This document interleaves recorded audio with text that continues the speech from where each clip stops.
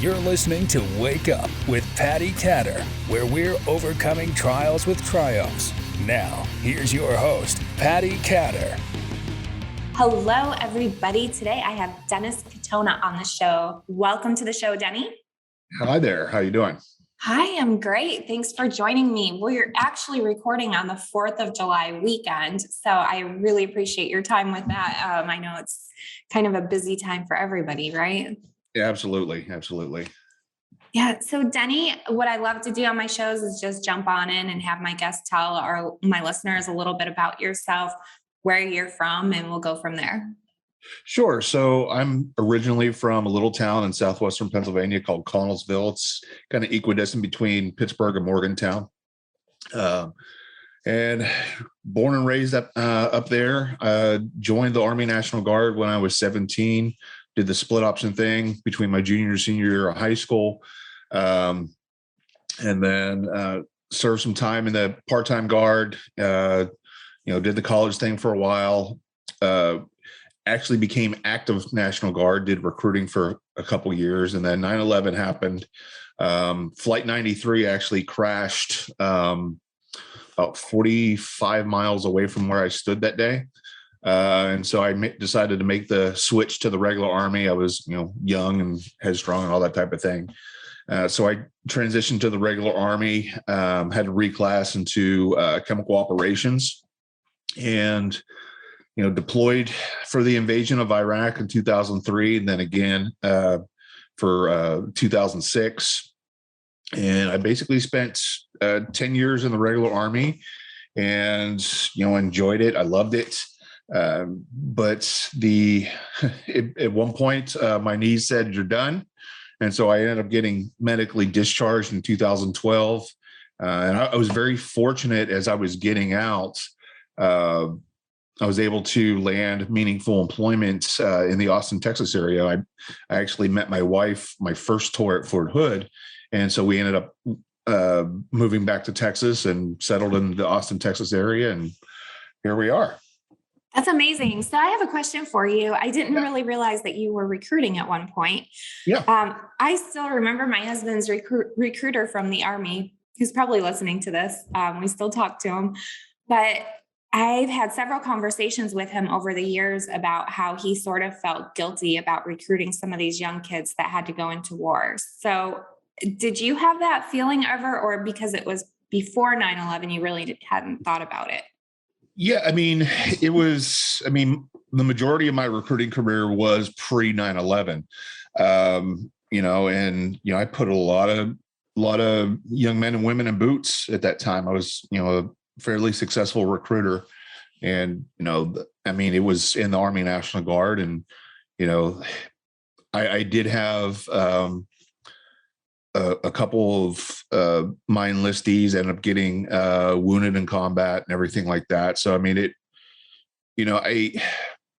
did affect me, but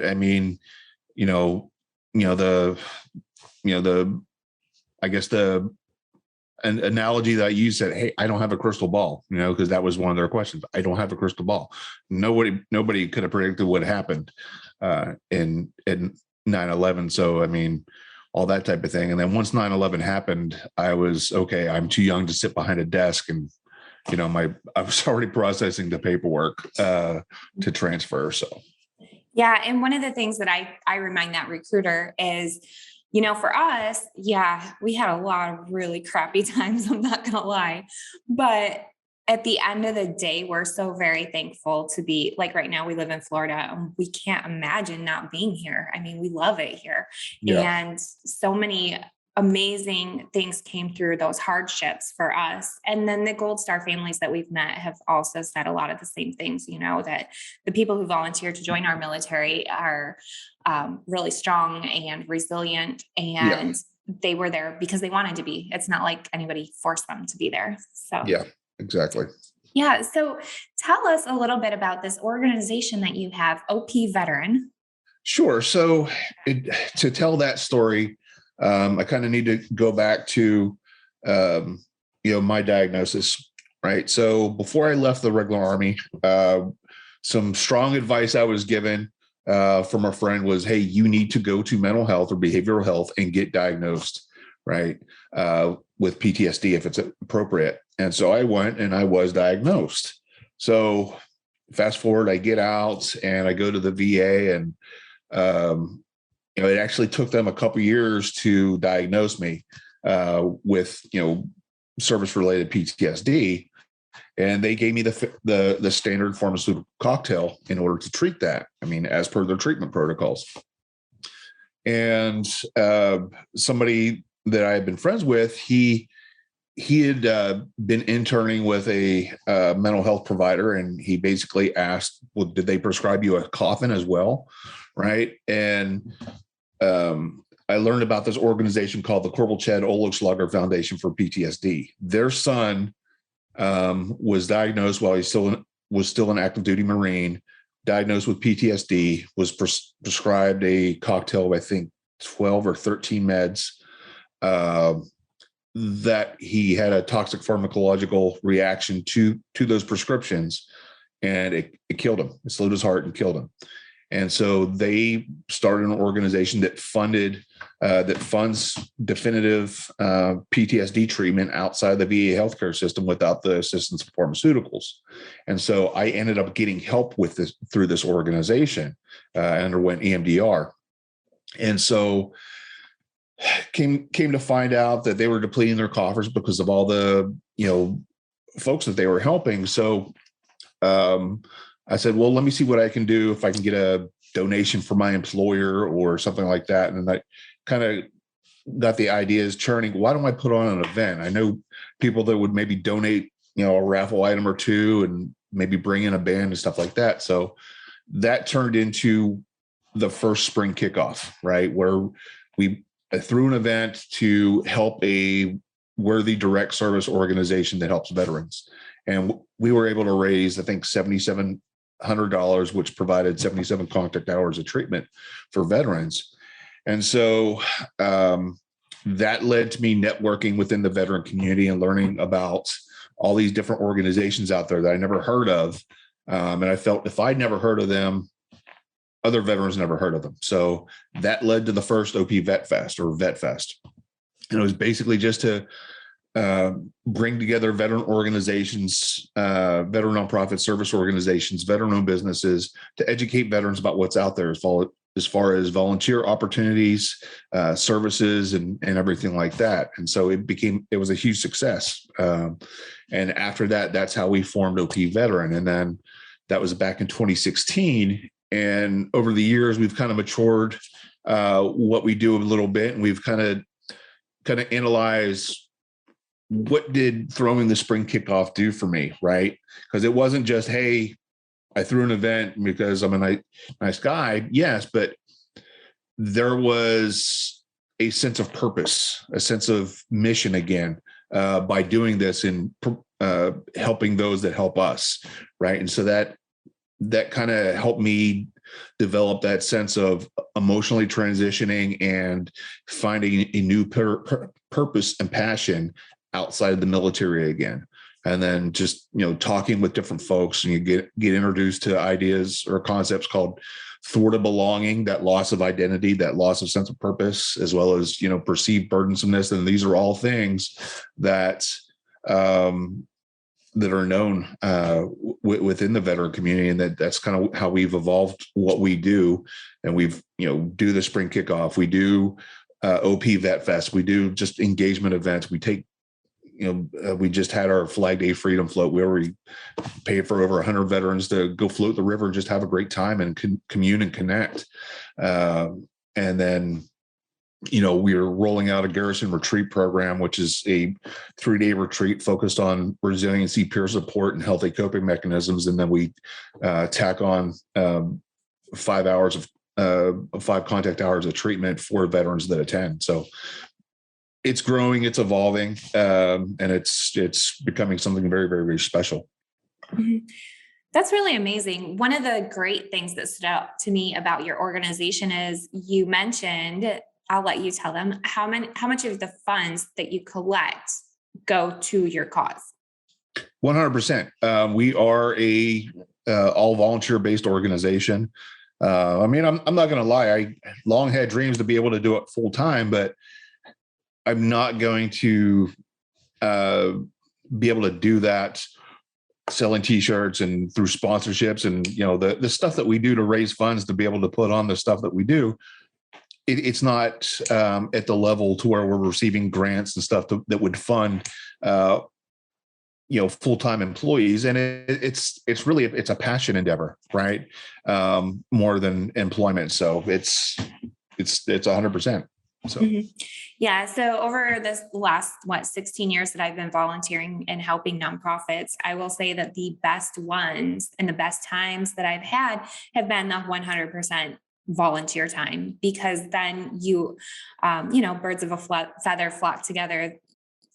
You're not having anybody who wants to dip into the funds to pay for goofy things. So I think that's really, really important. I know it is to me, because I feel like you're a little bit like me in the fact that if somebody donates, say someone donates $100, in that $100, you can only do so much with it, right? So I would feel bad, and I think you would too, by taking money out of that, $100. That's, Yeah, that's, that's the thing. I mean, a veteran or a patriot wants to support us, and so they buy t-shirts or coffee or whatever. I mean, that what the profit or the proceeds of that, it's not going to do anything for me, right? And I mean, I spend more of my own money. I don't even. It's about the cause, right? And the concept of doing it full time is, I guess, probably something that I've kind of left behind a little bit, just because it's about the passion. It's about building up the organization. So and expanding what we do. Yeah. So tell us a little bit about your VetFest. That's in October, right? Yes, October 22nd in Round Rock, Texas. So, as I mentioned before, it started as a 50 vendor event in the back lot of a VFW. And it's grown to last year. We had over 160 different vendors, thousands of veterans and supporters in attendance. We put on a all-day concert featuring veteran musicians. And it's, again, to introduce veterans to different avenues to a post-military passion and purpose. Some will find it within the nonprofit sector and giving back and, working with different nonprofits. Some will find their passion within the veteran entrepreneurial sector, right? Starting a small business and doing whatever, right? Some will find their passion in art. Some will find their passion in music, right? But we hold this event, and it's all to introduce veterans to a post-military passion and purpose. And I mean, we give away, like, every veteran, up to like 500 veterans, we give away like a swag bag with t-shirts, koozies, decals, all that type of thing. And then the veteran concert, it's not just, Joe Guy veteran with a acoustic guitar sitting on a pallet strumming his guitar. It's a produced concert. And it's, we pay our musicians and our veteran musicians because they're pursuing their passion. And it's just a really, really huge event. We take up a huge chunk of this enormous park in Round Rock. So it's a great event. It's really grown and surpassed my expectations of what it would be. So it's pretty amazing. That's amazing. I think it's because the military community knows that it is 100% nonprofit, really. Because I even have a hard time, buying fancy dinner tickets to go to some fancy event. And then the veterans, at the end of the day, they're not really getting that much help out of it. So I love it. Okay. So tell people how they can sponsor your event. So we have a number of different sponsorship tiers, and each tier has its perks, right?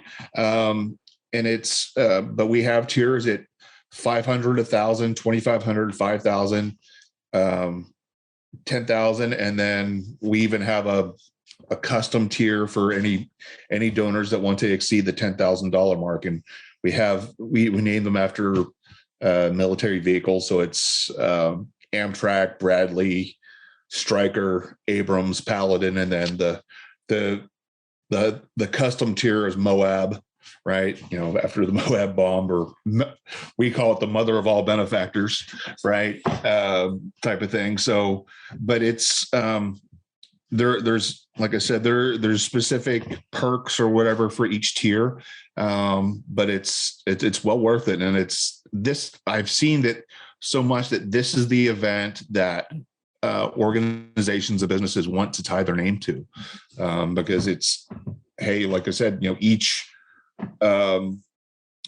veteran gets a t-shirt, and hey, guess what? We throw the sponsor logos on the back, and the banners, and as well as the media coverage that we get.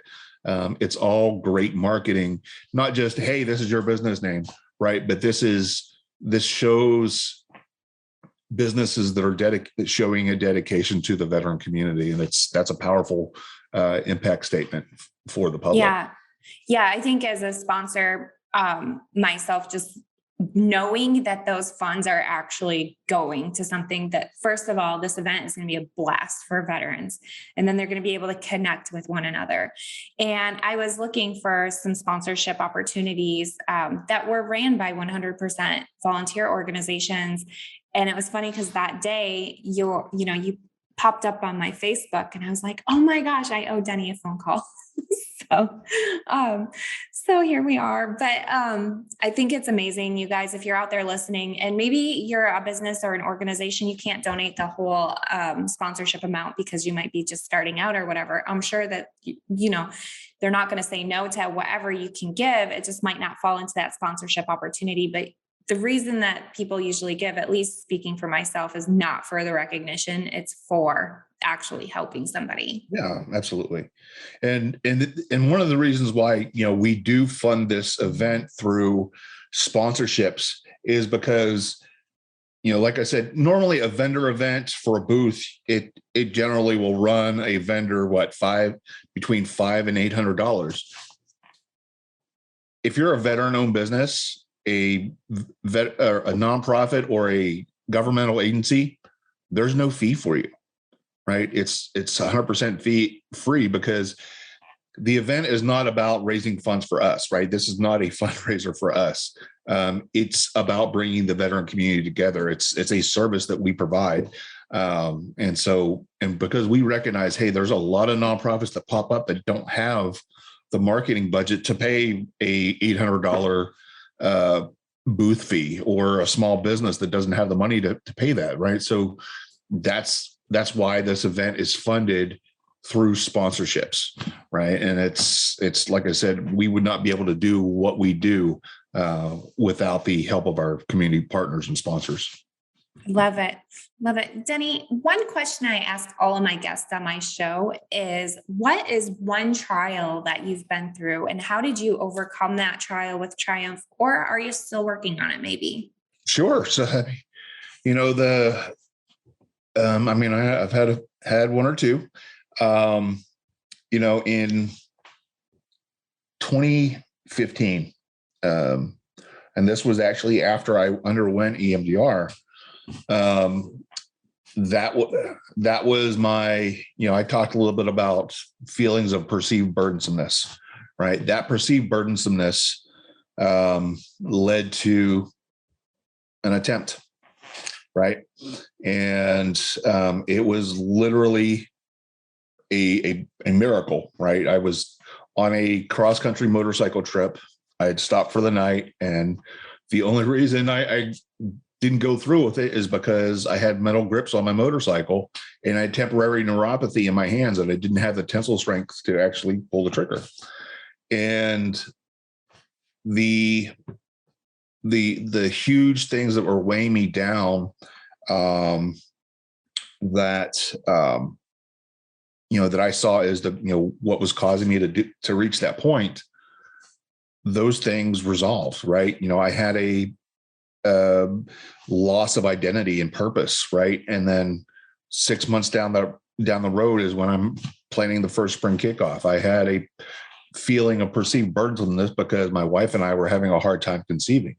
A few months later, we conceived, and all those things that were weighing me down were able to resolve. Right. And that was one of the hugest hurdles of my life that I was able to get over. And hell, I mean, right now I'm going through a bit of a health struggle. I was diagnosed with a congenital birth defect 3 years ago.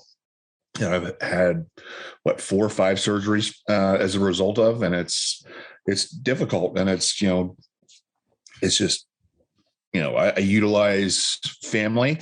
I utilize the organization to again, help me realize that there are things outside of myself that I can focus on to help me overcome these health obstacles. And that's what I do. Mm-hmm. That really is important to remember to push through those days, because like you said, there is always something that's unexpected in a good way that will come down, it'll happen. So what would you tell somebody who's listening to the show right now who might be suicidal? Yeah. So, I mean, I see suicide as a permanent solution to a temporary problem, as in my case, and as well as a last act or measure of control in a world where you feel like you have none. And I will say that our traumas, our anxieties, and all the things that's going on with us, it prevents us from thinking clearly. And that's why we go, feel that there's no way out. And that, we feel we feel like it would be an end to our pain, but it's not an end to the pain. It's a transference of our pain to all of those around us. Right. And I mean, I'm not gonna lie. I mean, I've had, like I said, significant health trials. Right. And, the stray thought will pop in my head, but I also know the statistic that 75% of the children of folks that take their own lives are likely to take their own lives as well. So I have a 5-year-old son going on 6. I would never in a million years transfer my pain to my son or to my wife. That's the thing that keeps me going, because there are ways to climb out of that pain. And that's what you have to realize, is just allow that fog of our traumas to clear enough to where you can rationally think, I could never do that to my friends, my family, my children. Right. Because there's ways for us to get out of our own pain. And, we don't want to transfer our pain to others. Right. And that's the biggest realization that we have to come to. Absolutely. Those who are listening who don't know, my father took his own life. And I will say that for me, like, it has to stop here. You know what I mean? So even on my bad days, I'm not going to pass that down to my children. I don't want that heavy weight to be onto them. And as a child of somebody who took their own life, I feel like I was gypped. I feel like I got the short end of the stick, and I'm mad because I feel like it was a very selfish thing. And I should say I'm healing from that still. So, I mean, I go between, different kinds of feelings, from mad and angry to, I do sympathize, because my parents were together for 50 years and my mom passed away and my dad just couldn't handle it. But it does have to stop with you all. And, or if you're out there listening, you might have a friend who passed away due to suicide, who maybe you served with. But that friend, I'm sure, would never want you to do the same thing, because it just has to stop. So Denny, tell us where people can go find you, first of all, on social media, because you're definitely a light where it's needed. Sure. So, I mean, we're on Facebook, facebook.com/OP veteran. We're on Instagram. It's at o.p.veteran. We're on the TikTok, but I don't do too much on TikTok with OP veteran. I do more of the personal stuff because it's hard to do nonprofit posts on TikTok. And as well as our website, www.opveteran.org. What if somebody's in another state and they want to attend your event? They just show up? Yeah. I mean, there's, we have vendors coming from different states and everything like that. So, I mean, it's, one of the convenient things is there's lodging extremely close to the park venue. And it's all are welcome from whether it be locally or nationally. It's about building a community larger than ourselves. So, and I do want to end on a little bit positive of a note, because we did hit some tough topics. Sure. What are some fun things that are going to be happening that day? So, I mean, the music is amazing. I mean, we have, I know we have two of our musical acts lined up. The Adam Berry Band, a Texas country band, just amazing. They actually donated a song to us a couple years ago called Boots on the Ground. It's an amazing story of the generational sacrifice of service to our country. Then Dom Coors and Company, another amazing band.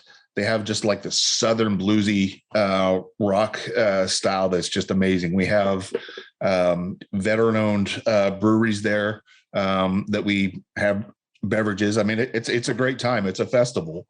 The swag bags, there's door prizes from all the different vendors and everything, and it's just a great time. I think we're going to have the 1st Cavalry Division Horse Detachment participate in the opening ceremonies. And there's another podcaster, Preston Stewart. He has an amazing voice. And I did a TikTok saying, you know what? Forget Morgan Freeman, forget Samuel L. Jackson. If I have a life story, I want this dude narrating my story. And so he's going to be the master of ceremonies for the event. So it's going to be a great time. So. That's awesome. That's so awesome. All right. Well, thank you. And go ahead one more time and share your website. Sure. It's www.opveteran.org. Okay. And everybody watching, you can see it on the bottom of your screen. Go there right now and check out the website. Make sure you're following the social media accounts. If you're listening, you're going to find these links in the show notes. So Denny, thank you so much for being on the show. Is there any last words that you have for our listeners? Yeah, just, the biggest thing for our veteran listeners is just remember your service is just one chapter of our lives. It's just not the most important chapter.